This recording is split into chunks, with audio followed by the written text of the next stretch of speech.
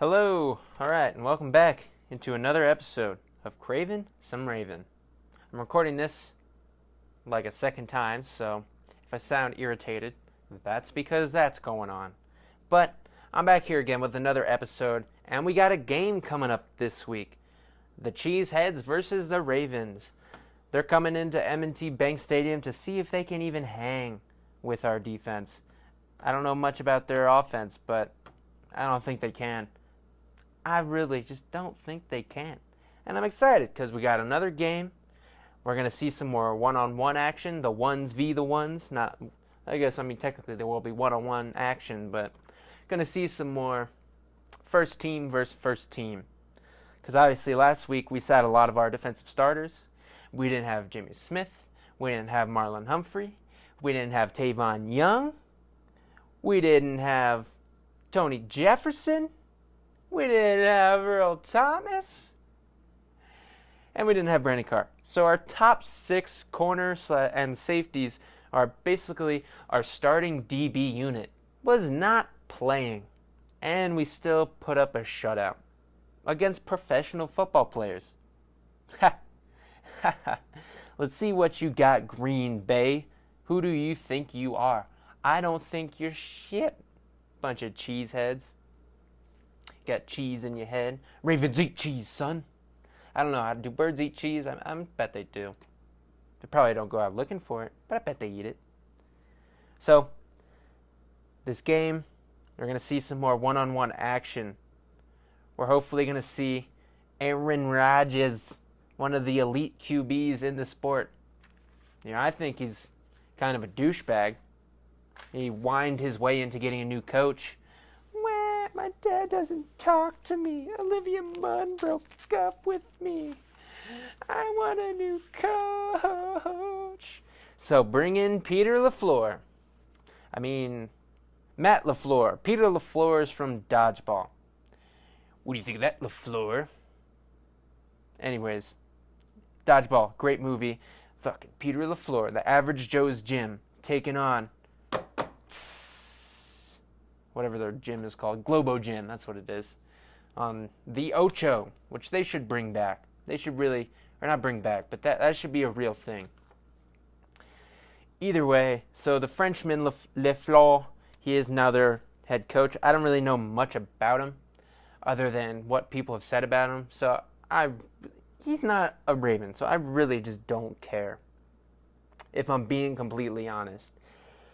But that's not the point of this podcast. The point of this podcast is talk about the Ravens. So that's what I'm going to do.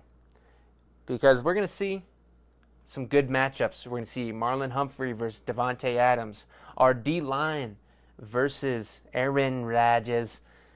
We're going to see our offense, or our wide receivers versus Jair Alexander and that other high draft pick that they got. Zadarius Smith is coming back to town. He can tell us all about how much he loves Wisconsin, how the cold air is just, so perfect. So, there's a lot to look forward to in this game. First and foremost, like I've kind of mentioned, is the ones versus the ones. Can Marlon Humphrey shut down Davante Adams? One of the top three, fantasy, everyone's thinking it is he's a top 3 fantasy wide receiver. He's going to catch a lot of balls this year. He's going to get a lot of touchdowns. He's going to get a lot of yards. And with a quarterback like Aaron Rodgers who can make those miracle plays, he's going to get him the ball. I don't know what this offense is going to look like I said, but I want to see how Marlon Humphrey does against Davante Adams. Because Davante Adams, he's elite when it comes to getting off the line of scrimmage. And Marlon Humphrey is a press corner. And so, when an immovable object stops a unbreakable force, what is it? Either way, something's going to give. Either Davante Adams gets shut down or Marlon Humphrey gets whooped on. Marlon Humphrey, he's been getting a lot of hype in training camp. He's had a lot of success in practice. So I'm going to see if he can carry that over into a game because this is the first time we're seeing him. And that goes for all the corners. But Marlon Humphrey, he's our top guy, so he's probably going to be shadowing or at least trying to lock down Davante Adams the whole game. At least that's what I hope they do. And I don't know how good the Packers O-line is, but I want to see our defensive line continue what they did after last preseason game. They got a lot of pressure, and much has been said, even including me, where it's, we don't have the top end guys when it comes to pass rush, but as a whole, they're greater than the sum of their parts. That old phrase. He, like Jalen Ferguson stepped up big time, so I want to see him kind of run with the twos, maybe even run with the ones. I would like to see him with the ones, see how he performs, because something all this out of nowhere clicked for him, and he killed it in the game, and now he's killing it in practice, which you didn't hear any of that kind of hype before the first preseason game. Some people are just gamers, so I want to see if he can kind of be a successful third-round pick. What we brought him in for, to be a sack daddy. It's all in the name. The sack daddy, the ball sack daddy. He's in love with ball sacks. Just kidding. He's not. Don't hurt me, Jalen Ferguson. You're a nice guy, I think. I don't know you. But I want to see him continue to have success. And I want to see Pat Ricard on the D-line more. He was pretty much exclusively used on offense last year, and then he ended up in the doghouse. Probably because of those tweets. But after last game, going against the threes, he was dominant. He was taking over. So if you can take over versus the threes, maybe you'll have mild success versus the twos, and then maybe you'll be, satisfactory versus the ones. So I kind of want to see him versus the ones too. Give him a chance. I know we kind of got our front guys set, but you switch people in and out. You're going to have a rotation either way, so might as well get their opportunity now, because after that performance, and if he continues to stack these preseason game performances like I think he can, I'm hoping to see Pat Ricard make this team. The best players play, according to Harbaugh, which is not true. But, I want to see him make this team now, after seeing what he could do as a backup D lineman, and then also in that run game as a stellar blocker. Project Pat. Some other guys. I want to see this continued battle of Kenny Young versus Chris Board.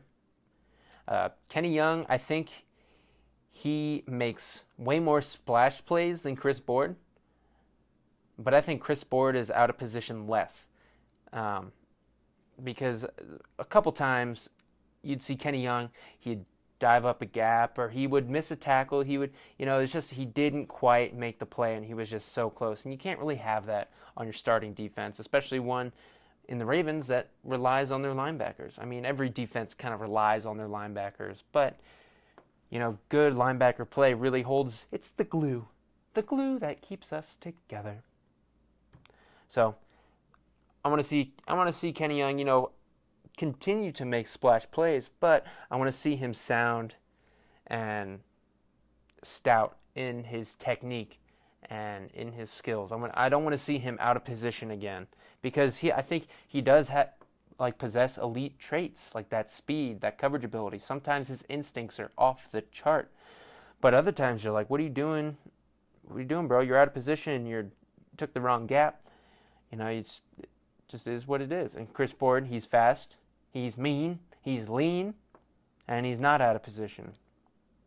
So I want to see that continued battle.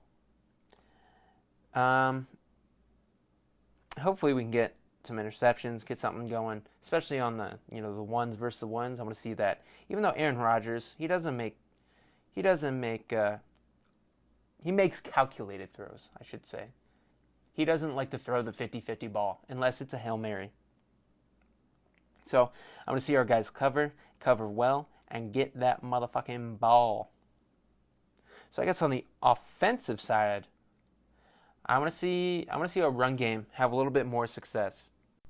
I don't think the Ravens ran as well as they could have last week versus the Jaguars, but I don't think the Packers have nearly as good of a defensive line as the Jags do. So I'm looking for the run game and the O-line to have more success versus these guys.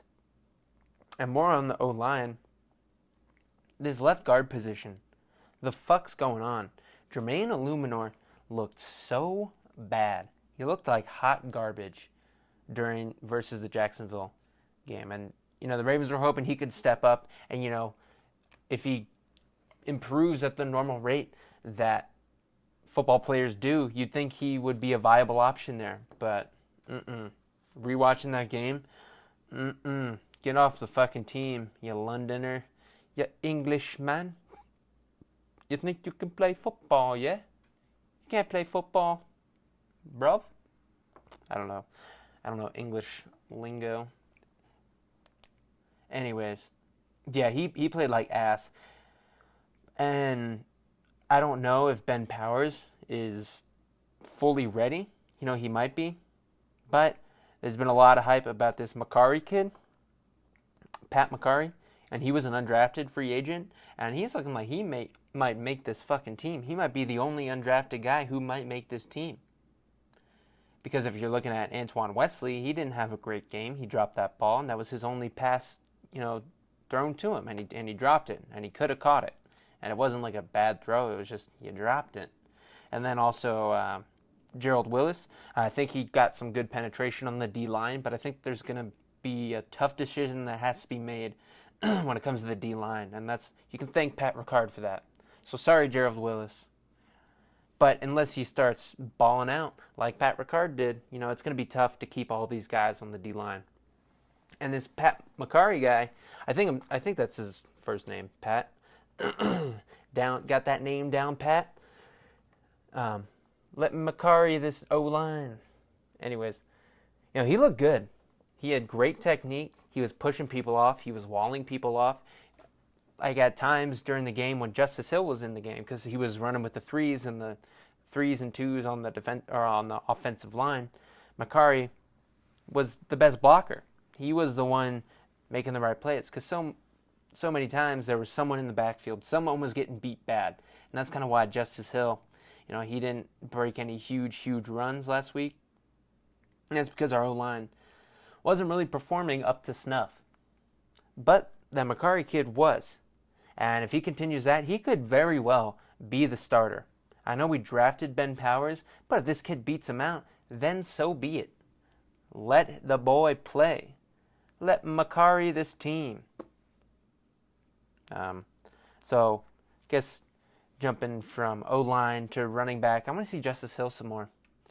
God, he looks so fucking explosive, especially rocking that 43. He just looked like Darren Sproles. You kidding me? Are you kidding me? That was Darren Sproles.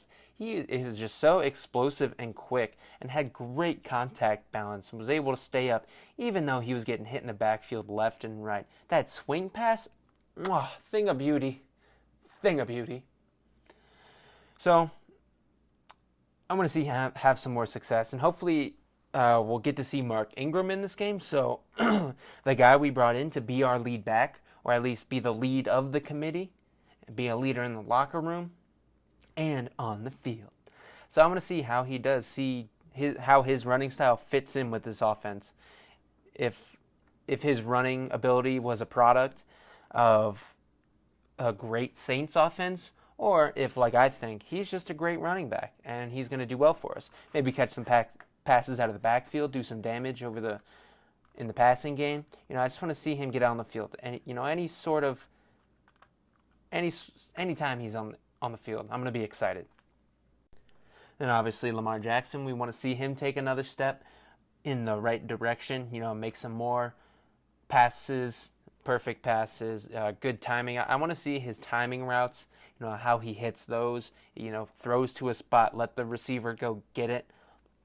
I want to see him throw a back shoulder throw to Miles Boykin, because the way Miles Boykin did that, no one, I don't care who you are on defense, I don't care if you're Darrelle Revis in his prime, or prime time in his prime, double prime, you can't defend that. That's just a perfect route. If you time that shit up perfectly, he is so quick when he cuts. That's why I think he was the fastest wide receiver in the 3-cone. at his size, he is just so quick in and out of his breaks. But he doesn't look like he's fast just because of the way he strides. So it's deceptive.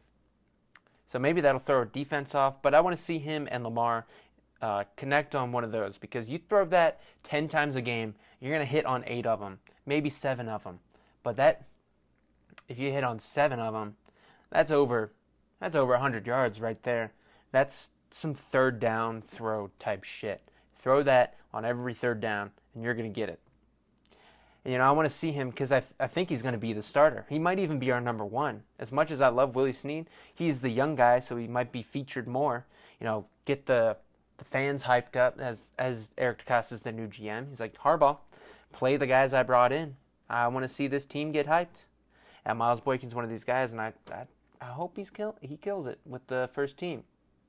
I want to see Lamar throw it to him. I want to see the future of this offense happen. I want to see it happen on Thursday, because right now it is Tuesday. I might post this on Wednesday morning so you can listen to it Wednesday, get hyped for the game the day before.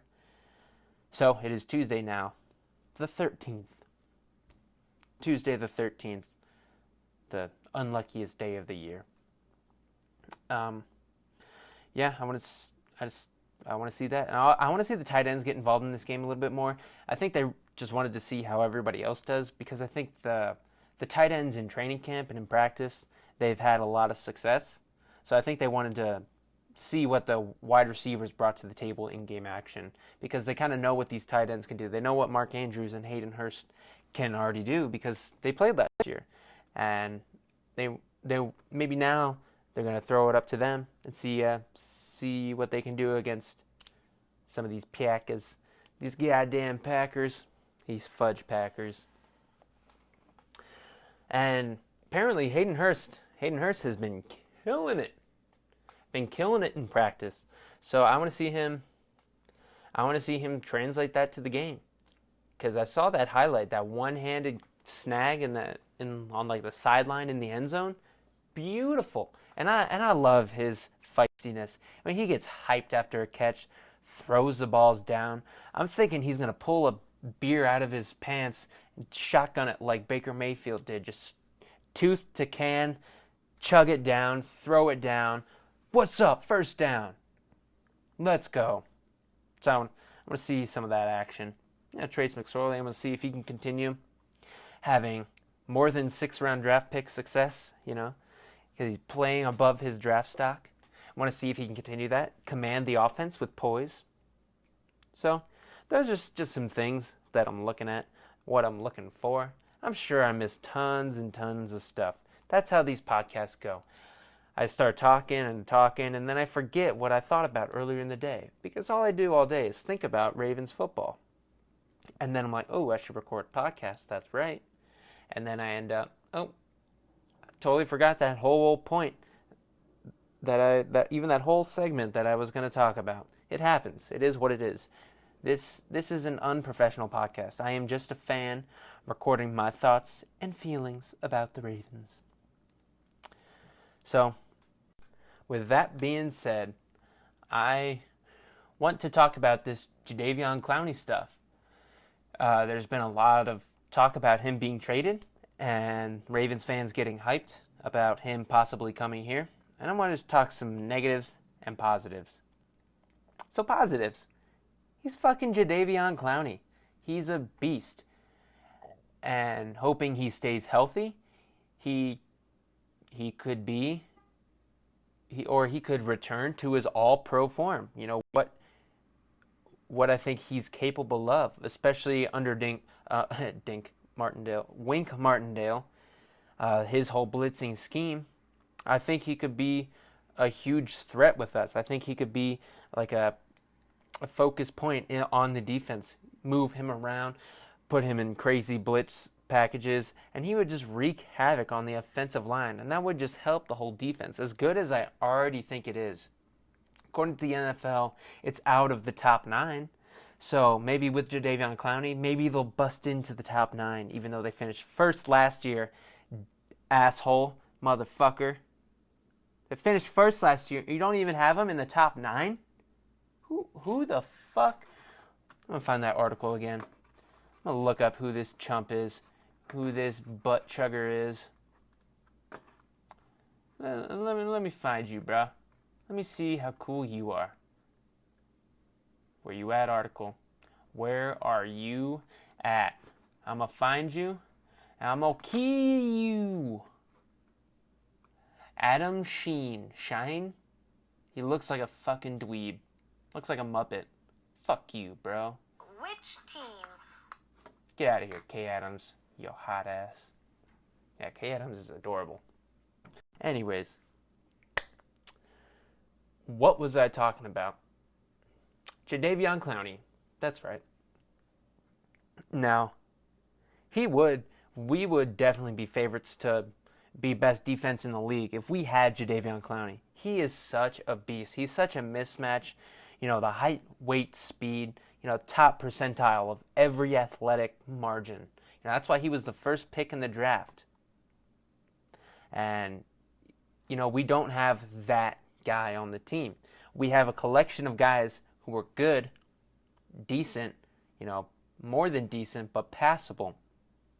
And a lot of our success came from having elite corners, having such good corners that we can go one-on-one on the outside, allowing Wink Martindale to just stack the box and freak out the quarterback at the line of scrimmage. Now, without all those elite corners, we couldn't do that. But let's say we put in Jadeveon Clowney, now we have an elite guy. So maybe you can drop one of those guys out and rush with less people.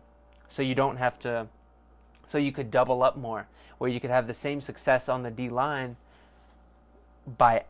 while also adding more pieces into the secondary. Drop more people back to prevent dump-offs and shit like that. And he's one of the elite defensive linemen in this league. And it would be awesome to have him on this team. Now that would make it so we'd have to get rid of some people, or some people just wouldn't make the team. But now we're getting into the negatives. And we'll just start off with what I started with. When it came to the positives, I said, if he stays healthy.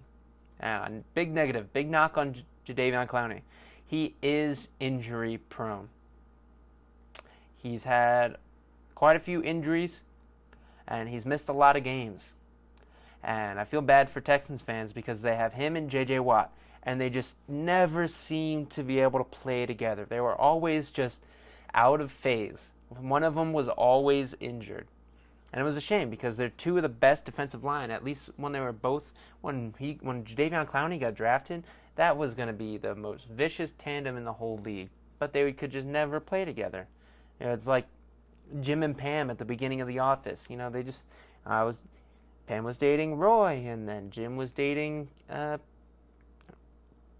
Kathy. Is that her name? I don't remember. But they were just always out of phase.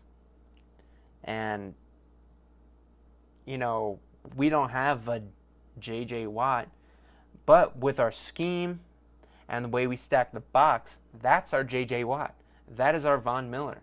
So you pair him with that. That's going to be awesome. But I'm doing negatives now, so I'm going to stop talking positively about it. He is injury prone, like I said, and the cost to get this guy is going to be astronomical.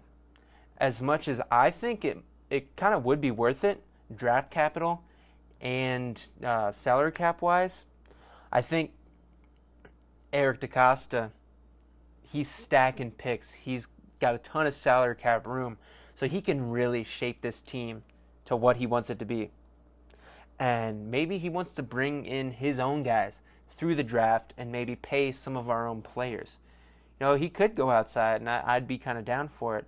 But you're talking getting rid of draft capital, which I doubt he's going to want to do, especially so early in his GM tenure. He's going to want as many picks as possible, so that way in his early draft seasons he could say, look who I got.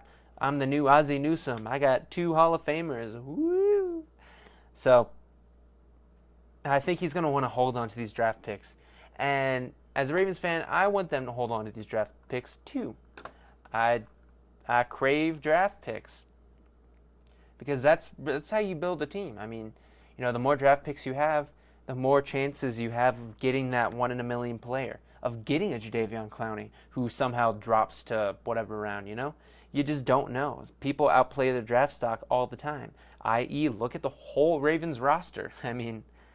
So I'd rather have the draft picks than Jadeveon Clowney. Now, he's a proven commodity, but like I said, he's injured a lot. So how proven is he? He's proven to get hurt, but he's also proven to make vicious plays and take over a game at certain points. And that would be huge to add. Huge. But going with the draft picks, not only get him from the Texans, but then you got to pay him. And he's going to be asking, who was that guy last year? Went from the Raiders, Khalil Mack. He's going to be asking Khalil Mack money, and I don't think Jadeveon Clowney is worth the Khalil Mack money. And that's just me, but I don't think he's worth that much. I don't even know how much he's making, but it just ain't worth that much. I'd be willing if they paid him like $15 a year, which is a fuck ton. That's just the way the league goes now, and that's just the way it is. That's just the way it is.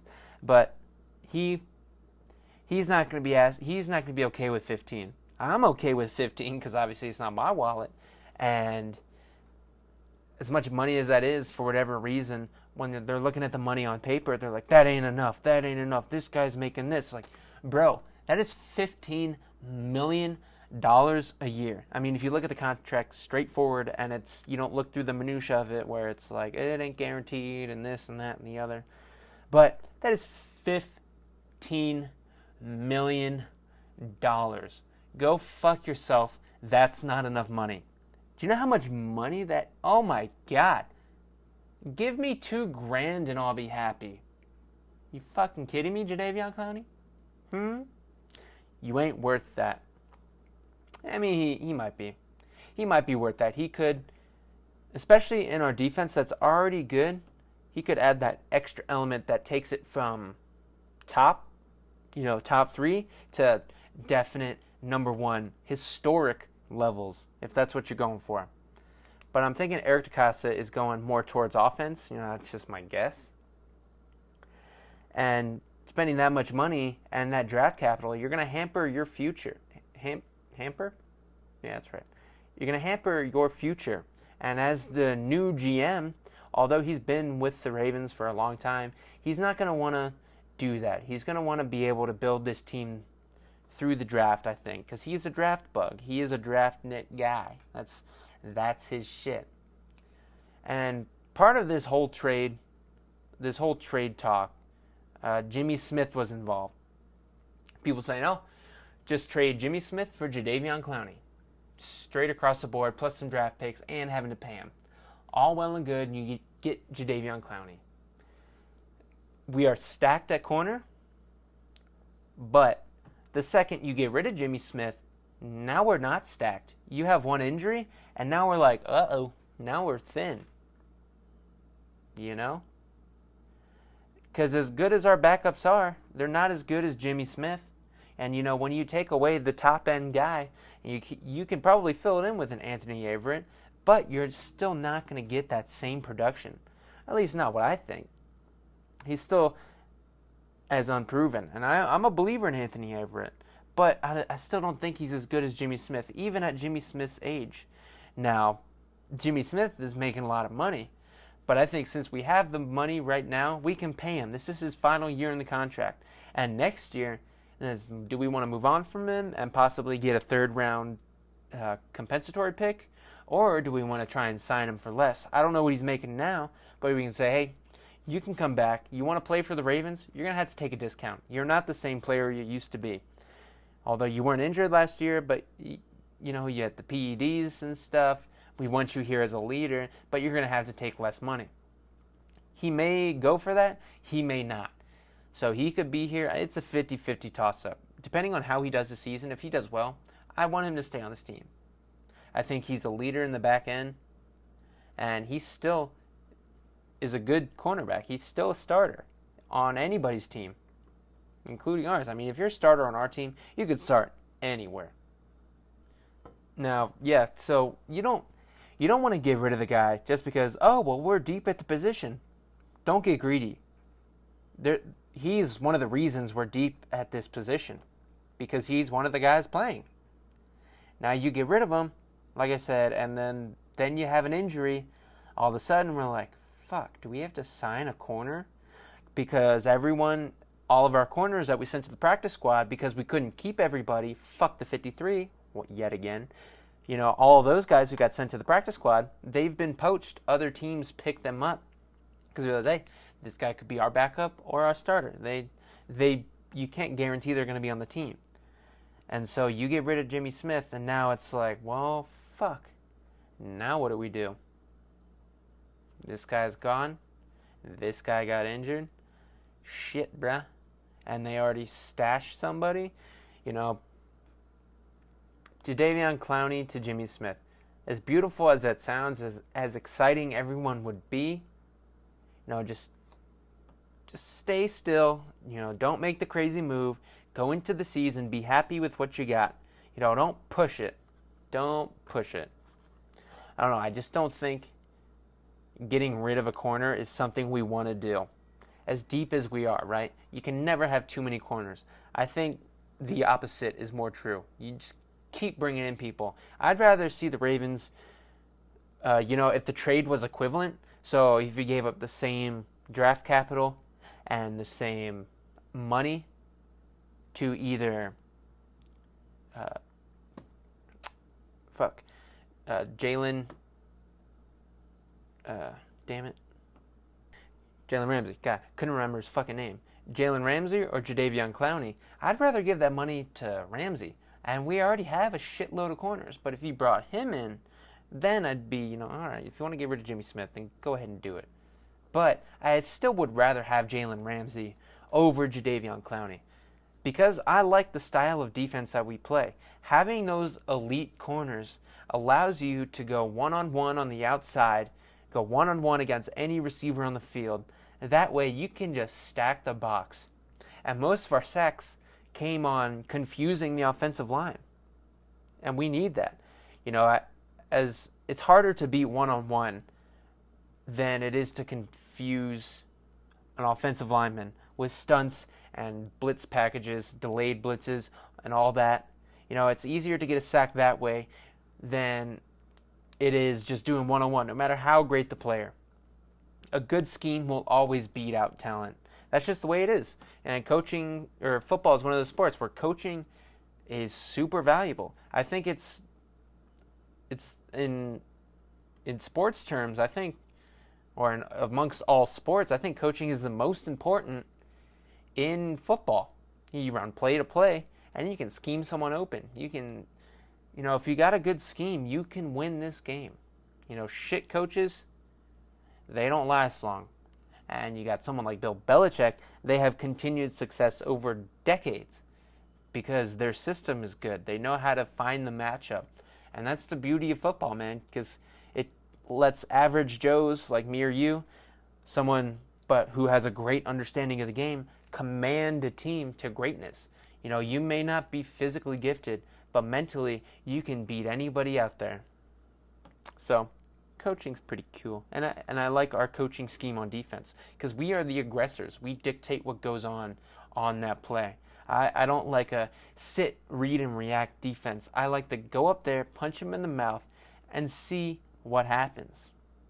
I love that shit, bruh. I love that shit.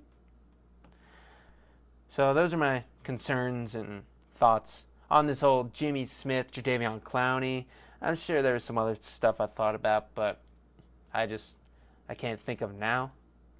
So with that being said, I want to get into my week 2 of the preseason game picks. I am going to pause this and pick who I think the winner is going to be, and that way you don't have to hear me think it through, babble on about it.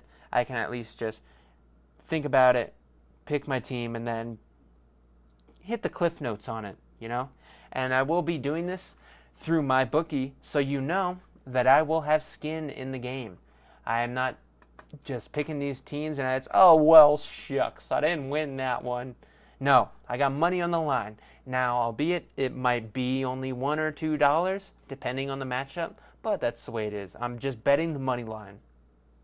So, just betting win or loss, not doing over-unders, not doing spreads, because that, it might be easier to win some money that way, if you know something other people don't. But I just want to do the straight up wins because I want to keep track of my record. Now, last week started off 6-10 on the first preseason week, but you know what? Now we know there's going to be more starters in this game, and we know who the bench guys are who are killing it. We saw what some coaches did. We saw the way they acted. So I'm going to pause this real quick. It'll be like nothing for you, but for me, it'll be some time. So see you in a second. Okay, I'm back, and it's been a second. So, hopefully, just pause it. I had to sneeze. But hopefully it's recording and it's working because I had to take the mic out and do all that shit. But I got my picks in. I'm locking them in, baby. Once I say them, no more. So, in this first game, we got Eagles versus the Jags. I have the Eagles winning. I just think they're a deeper team, and the Jags looked like ass. They couldn't stop our defensive line, and apparently we got no one on the defensive line. And the Eagles are very, very deep on the defensive line. So I think they just get to Minshew and the cashew himself, and I think they just whoop up on him. Next game is the Jets versus the Falcons. I just think I got the Jets winning, and I just think the Jets are a deeper team than the Falcons. Now, the Falcons are at home, but I really like what the Jets are doing on defense. Sam Darnold kind of killed it. And I just picked Jets. Really, that's about it. Then we got Packers versus Ravens. Obviously, I'm picking the Ravens. 14-0 so far in the preseason for forever. So they're not losing this game, especially in Ravens territory. Get the fuck out of here, cheeseheads. Then we got Bengals versus Redskins. And I got the Redskins winning this one because the Bengals, they're beat up. Even like their number ones, they're all gone. They're not a very deep team. And the Redskins, I kind of liked what I saw from Haskins. Now, he threw a couple interceptions, but I saw some very, very impressive NFL-style throws that I think he could kind of continue to do that, especially against the Bengals' shit defense. Next, we got Raiders versus Cardinals. I was struggling with this one. Do I give the Raiders the what's it called? The bump? Do I give them the Hard Knocks bump or the Hard Knocks tumble? And in this one, I got the Cardinals. The Cardinals carving them up. Kyler Murray and the Cardinals carving up the Raiders a little bit more. Now, I think the Raiders have more players, like a deeper team, but I just have the Cardinals inking this one out. They're at home. See what happens. I might be wrong about that one. Bills versus Panthers. I have the Panthers winning this one. I don't know why. I just have the Panthers winning this one because they're at home. Next game, Bears versus the Giants. The Giants are at home, and I have the Giants winning this one. I know Giants versus Bears, but hey, this is preseason, so that means second team is going to play a lot of time, a majority of this game. Not as much third stringers, not as much first stringers, just a majority of second team. And I think Daniel Jones is a better quarterback than Eli Manning. And so I think the Giants offense is able to take it to the Bears' second defense. Now, next game, Dolphins versus Bucks. For whatever reason, I confuse these teams, the ideas of both of these teams. Now, I have the Dolphins winning.